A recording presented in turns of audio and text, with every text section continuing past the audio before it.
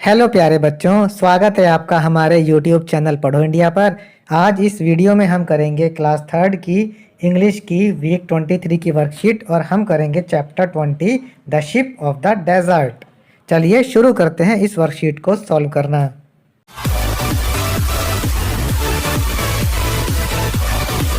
New words, कुछ नए शब्द देख लीजिए। Miles, unit of distance. Miles को हिंदी में कहते हैं मील। यह दूरी नापने के काम आती है। जैसे हम किलोमीटर और मीटर में दूरी नापते हैं, वैसे ही मील भी डिस्टेंस को नापने की एक इकाई है। दूसरा है रेत, सैंड। तीसरा है थॉर्न्स, मतलब कांटे। अब question number 1, read the story and answer the questions. यहाँ पर आपको एक स्टोरी दी गई है, आपको इसको पढ़ना है और प्रश्नों के उत्तर देने हैं। चलिए पढ़ते हैं स्टोरी को। A camel lived in a forest. एक ऊंट एक जंगल में रहता था। He had a very bad habit of टीजिंग and insulting other animals for their appearance.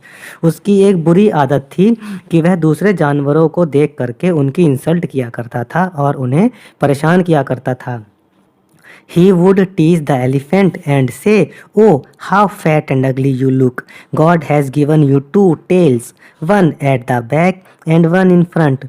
वह हाथी को चिढ़ाता और कहता, ओह देखो तुम कितने मोटे और गंदे दिखते हो। भगवान ने तुमको दो पूंछ दी हैं, एक पीछे और एक सामने। To the rhinoceros, he would comment, all animals have two horns on head, but you have just one horn on your nose. गैंडे से वह कहता कि देखो सभी जानवरों के पास में सर पर दो सींग होते हैं, लेकिन तुम्हारे पास तो सिर्फ एक ही सींग है और वह भी तुम्हारी नाक पर। He also teased the zebra for the black lines on his body. वह ज़ेब्रा को भी चिढ़ाता क्योंकि उसके भी शरीर पर काली धारियां थीं। All the animals felt bad at this. One day, a frank monkey met the camel and said, "Oh, Mr. Camel, where are you going with that ugly hump on your back? You have such long legs and small body." The camel felt hurt at such words. सभी जानवर को उस ऊंट की बातें बुरी लगती थीं। एक दिन एक बंदर ने उस ऊंट से कहा, ओ कैमल, ओ ऊंट, तुम कहाँ जा रहे हो? देखो तुम्हारी पीठ पर कितना बदसूरत कुबड़ जमा हुआ है। और देखो तुम्हारी टांगे कितनी लंबी हैं और तुम्हारा शरीर कितना छोटा है। ऊंट को उसकी बातों को सुनकर के दुख हुआ। He now learned a lesson and knew how others felt at his comments. अब उसे यह एहसास हुआ कि जब वह दूसरों को ऐसा कहता था तो उन्हें भी कितना बुरा लगता होगा। So he gave up on that bad habit and started praising others for their uniqueness.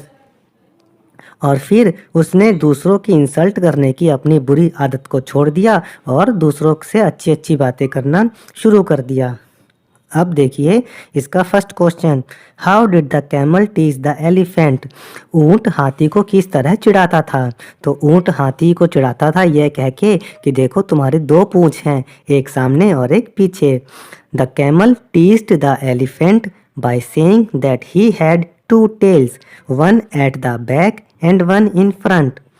Second, what did the camel comment to rhinoceros? ऊंट गैंडे को क्या बोलता था? ऊंट गैंडे से यह कहता था कि तुम्हारे तो नाक पर एक ही सींग है।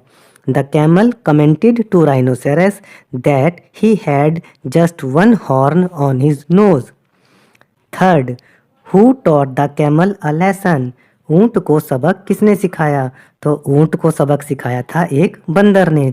A monkey taught the camel a lesson. Fourth, write any special quality that you have. आप में अगर कोई विशेष बात है तो आप उसे लिखिए। बच्चों, आप सभी के अंदर कोई ना कोई विशेष बात होगी जो सबसे अलग होगी, आपको वही यहाँ पे लिखनी है। मैं बहुत खूबसूरत चित्र बना लेता हूँ तो मैं लिखूँगा, I can draw beautiful pictures. Question number 2, identify these animals. इन जानवरों को पहचानो। पहला, I am the king of the jungle. मैं जंगल का राजा हूँ, वो होता है lion. Second, I have the longest neck. मेरे पास सबसे बड़ी गर्दन है, वो होती है जिराफ की। Third, I have a long tusk. मेरे बहुत बड़ी सूंड है, तो वो होता है एलिफेंट यानी हाथी। Fourth, I carry my baby in my body pouch. मैं अपने शरीर की एक थैली में अपने बच्चे को लेकर के घूमता हूँ, वो होता है kangaroo. Fifth, I am the ship of the desert. मैं जो हूँ रेगिस्तान का जहाज कहलाता हूँ। तो उस वो जानवर होता है कैमल यानी ऊँट। ऊँट को रेगिस्तान का जहाज इसलिए कहते हैं क्योंकि ऊँट रेगिस्तान में बिना पानी के कई कई दिनों तक रह सकता है। Sixth, I breathe with the help of fins. मैं फिन्स की सहायता से सांस लेता हूँ, तो वो होती है फिश यानी मछली। अब क्वेश्चन नंबर 3 देखिए, classify these animals according to their habitats. Habitat एक ऐसी जगह होती है जहाँ पर जानवर रहते हैं और वृद्धि करते हैं।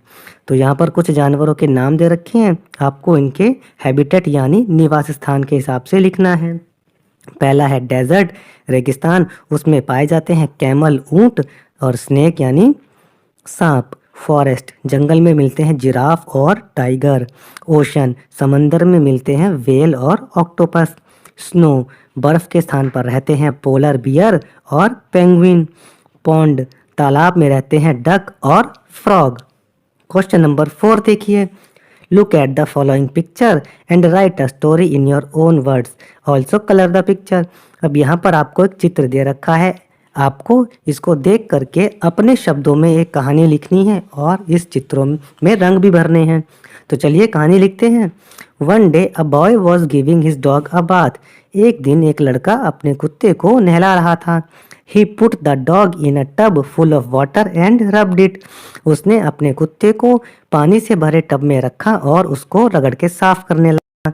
ही took out the dog from the tub. उसने अपने डॉग को उस टब में से बाहर निकाला। The dog shook its body. कुत्ते ने अपनी बॉडी को जोर से हिलाया। It was clean now. वह अब साफ हो चुका था। तो बच्चों, ये हमने क्लास 3 की इंग्लिश की वर्कशीट सॉल्व कर ली है और सब्जेक्ट्स की वर्कशीट के आंसर्स के लिए आप हमारे चैनल पढ़ो इंडिया को सब्सक्राइब ज़रूर करें। Thank you.